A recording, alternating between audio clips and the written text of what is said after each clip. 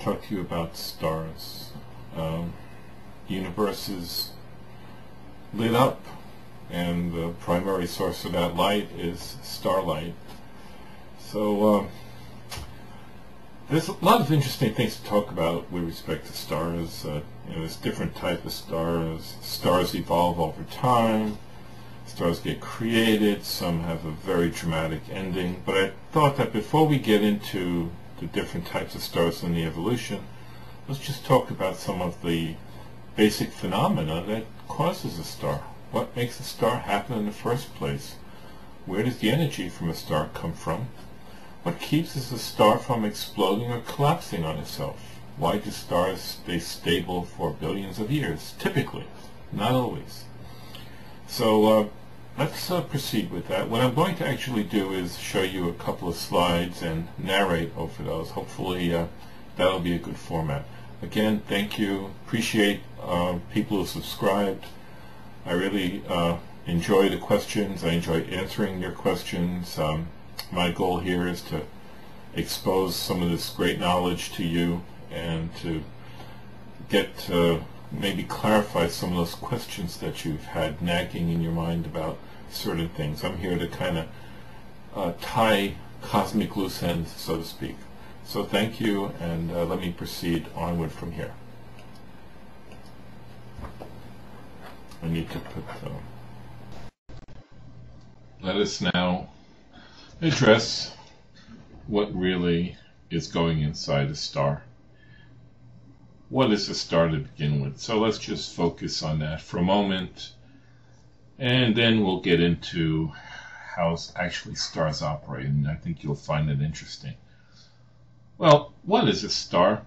It's really just a giant globe of very hot gas. It accumulated over a long time, as gravity attracts more particles attract more pieces. The sun has a structure. The core is obviously the center of the sun, and that's where the energy is produced. And I say sun and stars synonymously, so I apologize for that. I'll focus on stars. The sun is a star, of course. The next zone is outside the core, and that's called the radiative zone. And that's a region where energy is actually transported from the core out to the outer boundaries of the sun. And then the next big layer that we'll talk about is called the convective zone. And the convective zone is really a mushy layer. One thing you can think about, if this is a big ball of gas, you can imagine at the center the pressure must be the highest and the temperature must be the highest. And let's investigate that a little bit and try to understand why that would be the case. Intuitively, it's clear that that's the case, but let's really go into a little bit of the physics of some of the thermodynamical aspects of the star. The first thing is the star, when it forms, it's really converting gravitational potential energy ultimately into heat. And you can visualize it in this picture. Imagine you have two masses that are attracted to each other, and as those masses get closer and closer, the speed increases between them, relative velocity.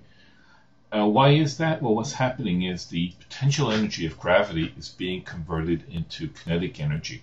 Eventually, the particle will smash into each other, and if they stick, well, that energy has to go somewhere, and it goes into heat. So that's the first concept. As a gas coalesces, a star coalesces, and gas starts to condense, it actually starts to give off heat. Now, here's the next concept about pressure. As you can imagine, the core of a star must have a very high pressure, and if you remember the ideal gas law, it should have a very high temperature as well. PV equals nRT, you may recall that. So pressure is, in a sense, proportional to temperature. Now, why is the pressure the highest in the center? Well, in order for a system to be stable, it's got to support the layers above it. So pressure is force per unit area, And so that pressure in the core has got to support all the weight lying above the gas in the star. So imagine it's a column. I have a picture here of the Earth's surface because it's the same concept. As you go higher up, say for example in a mountain, there's less air above, and therefore there needs to be less pressure to balance that air. So that's the concept. The deeper you go into a star, the more energy there is. End of part 1, and then we'll be starting up part 2 in a